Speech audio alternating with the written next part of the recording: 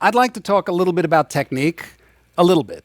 Like I say, the reason I don't usually dive very deeply into technique is because it might not be the thing for you, and I feel a little uncomfortable teaching a technique that might not be natural or organic to you. So what I prefer to talk about in the realm of technique is how to actually find within yourself the technique that feels organic and natural to you. There isn't one technique. You're going to, as you can tell, you see there's many different kinds of players, and some guys hold their picks like this, and some like that, and some vibrate notes like this, and some like this.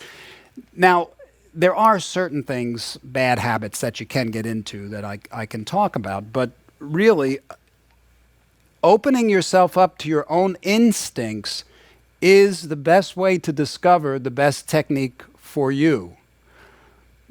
Because I can show you my technique, and you might find some inspiration in it, but you're going to be most comfortable playing your own technique. So, but there is one thing about technique that I'd like to just talk about. If hopefully will resonate with you, because I believe it's very important. Now, there's a lot of emphasis on technique. Playing an instrument, and rightfully so.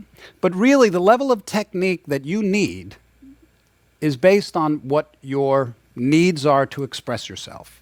Some people like a lot of technique. Some people just need a little to get their point across. Nobody's keeping score, unless you're voting in a guitar magazine. Other than that, technique is important. And I'm going to go through certain things that I went through when I was younger in developing my technique to look out for. But more important than the technique is going deeper than the technique. And I'll explain that. In any field, whether it's sports, music, business, anything, there's a period that you go through where you are focusing on building, preparing the vessel, so to speak. If you're interested in a sport, baseball, basketball, you're gonna go through a long period of time where it's nothing but hard work. It's the 10,000-hour rule. Same thing applies in business. You need to learn the ropes of business. You need to understand economics, understand your audience, understand the infrastructure of any particular business that you're in. There is never enough research you can do. You can always do more. And in the field of music, your need for technique will vary greatly depending on what it is you want to achieve. If you want to be a concert pianist or an accomplished classical guitarist, you're going to have to spend a lot of time preparing your vessel. Frankly, to be honest, music was always very natural to me, but the guitar wasn't. I'm not a natural player. I had to work really, really, really hard. I always felt, and still do, that anybody that put in the hours that I put in on the instrument would have tons more technique, ability, so to speak, than I would.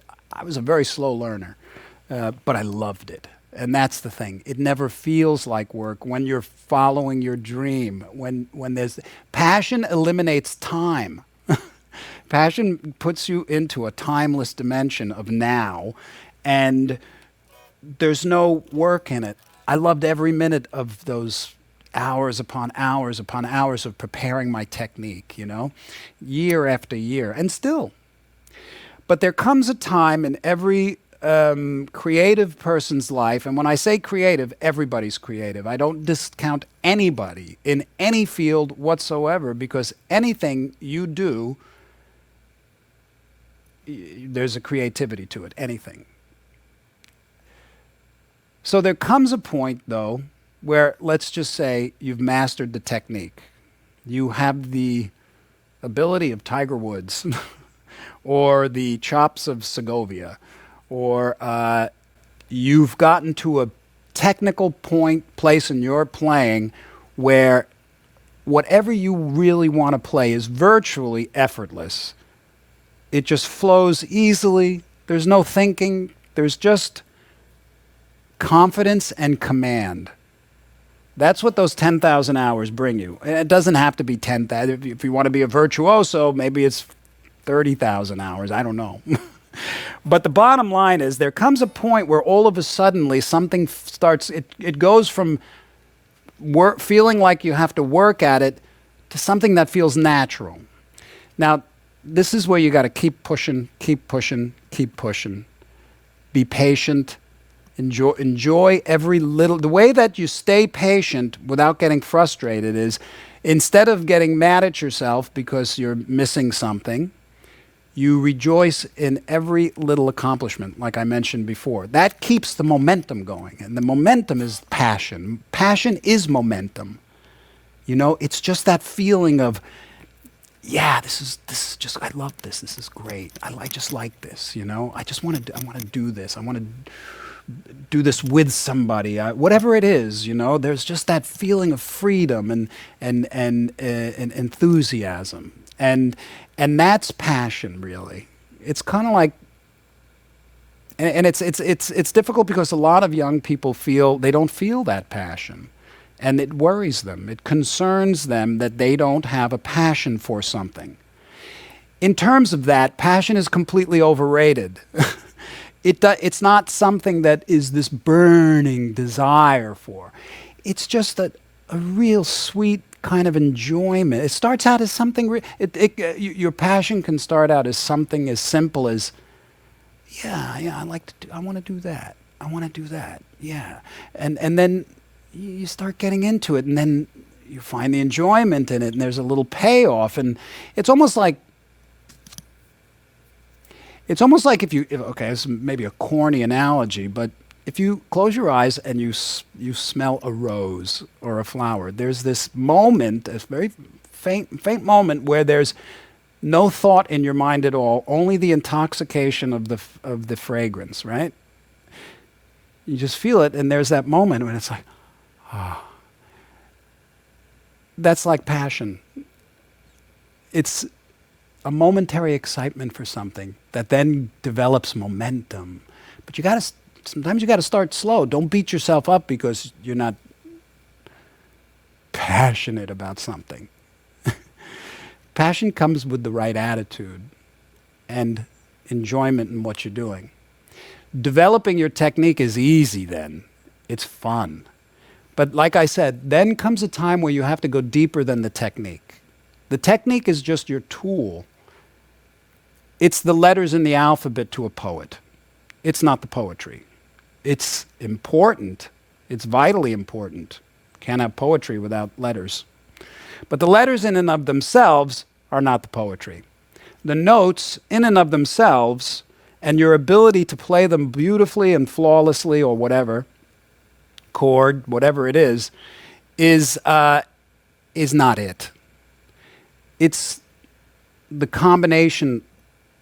It's the choice of the notes and how they resonate with you on a internally visceral level. And what I mean by that is how a melody makes you feel when you play it, how a solo how like when you're in that zone of improvisation, when you're flying high, you know? When you're not thinking. You don't have to think about technique. Technique is way in the past. It's all just there, at your command, and you're going. This only then can you go deeper than the technique, and enter that ultra zone of pure inspiration, where inspiration comes instantaneously in a seamless, flowing manner that is almost unconscious to you.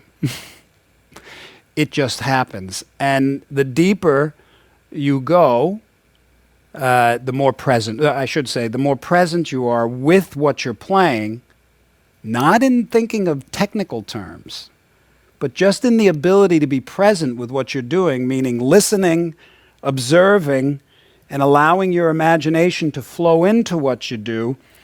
That's going deeper than the technique.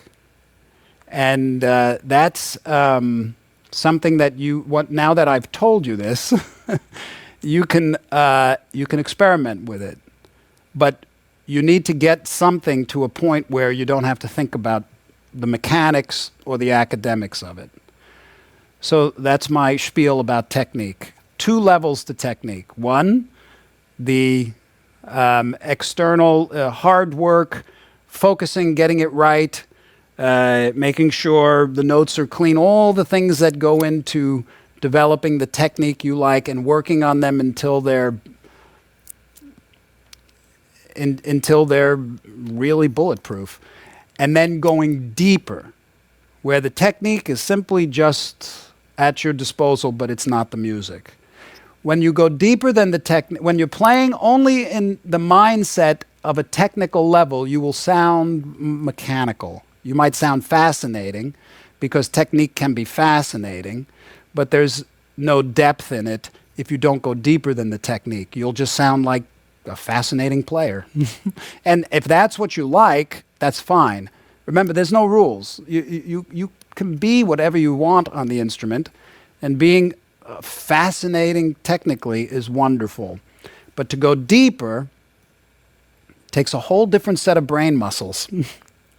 It takes a whole different perspective. It takes first the understanding of it, and then it takes the experimentation of doing it. That's my technique rep.